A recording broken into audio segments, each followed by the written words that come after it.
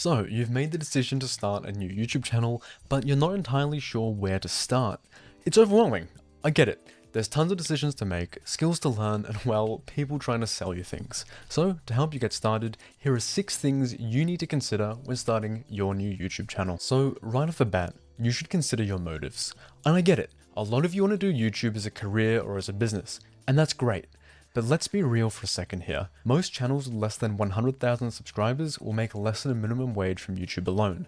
The biggest channels that you see usually have multiple revenue streams from merchandise, sponsorships, Patreon, or other business ventures. If all you want to do is make money and you don't care about creating, it's going to be a lot easier and faster if you just get a conventional job. But here's the thing. There are so many other amazing reasons to start a channel. Maybe you want to build a portfolio and show off your editing skills, or maybe you want to connect with people who share your interests, like the NewTubers community. Or maybe you just want to document your journey in learning something new.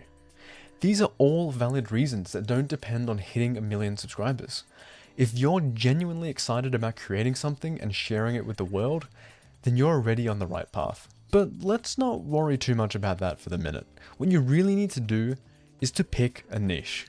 Your niche is essentially your gimmick, the thing that makes you, you. That can be a general broad idea, but picking something specific can be extremely helpful. For example, let's say I want to make Minecraft building videos. That's a very specific community that I'm targeting. Or maybe I'm teaching people how to make sourdough bread. That's also another very specific community. But then at a very broad level, that falls under gaming content or cooking content. But being under this specific umbrella helps people find you. Now, the idea of a niche isn't to necessarily limit you, but it's more to allow your future viewers to know exactly what they can expect from you. Your topic selection and even editing style can place you into a different subgenre within your niche.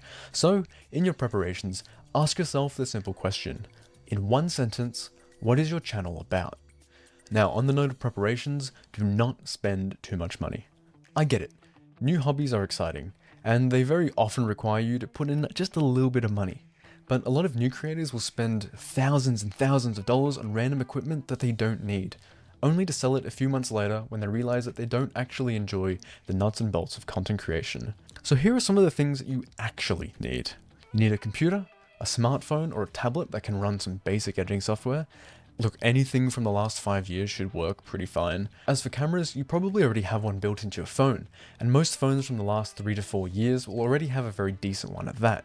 Some basic lighting will help you a ton, whether that just be from the window or a desk lamp. The only thing I'd recommend that people invest in is a half-decent microphone. Some good options include the Blue Snowball for around $50, the Samsung Q2U for $70, or even a basic lavalier microphone you can find on Amazon for $20. Right now you're looking at an acceptable image with decent audio, but if we switch back to my camera with the onboard microphone, you'll notice that the video suddenly becomes a lot less watchable. Honestly though, with enough effort, you can do really well with the stuff you already have lying around the house. That's probably how your favorite YouTuber started as well. Save yourself the money and be patient, because your first videos are going to suck. And in most cases, you probably won't see any views for a while. It might take you a long time to figure out what you want to actually make, or how to get 100 views for the first time, because growing on YouTube is tricky, because you're literally doing the job of multiple people if you're starting from scratch, and you're going to have a lot to learn. Think of it as a marathon, where you're only competing with yourself.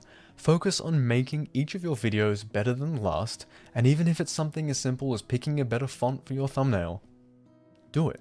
Experiment. Have some fun with it, because at the end of the day, it's just a hobby, right? I've been asking you to be patient and telling you to save your money because I do not want you to fall into an SEO scam. SEO, or search engine optimization, is basically trying to make yourself show up in search results, and while this does matter, it's not what you think. You'll see people trying to sell you expensive tools that promise you to crack the algorithm or boost your views overnight, but don't fall for it. YouTube actually tells you exactly what they want to see. Good titles, engaging thumbnails, and most importantly, content that people want to watch. The platform learns what your video is about from what you actually say in the video and what's happening on the screen. Those $50 a month keyword tools, you can literally do the same things just by writing good descriptions and using YouTube's free tools yourself. Save your time and money, and focus on having an interesting title, thumbnail, concept and stop thinking about tricking the algorithm, and think about making videos for real people. There aren't any hacks or shortcuts with this. You just need to do the thing. Make the damn video you're thinking about. Do it. Go. Make a content. I'm a hypocrite for saying this, but you need to stop the analysis. You need to stop becoming paralyzed by the numbers. Stop watching videos about making other videos and just go and make one yourself.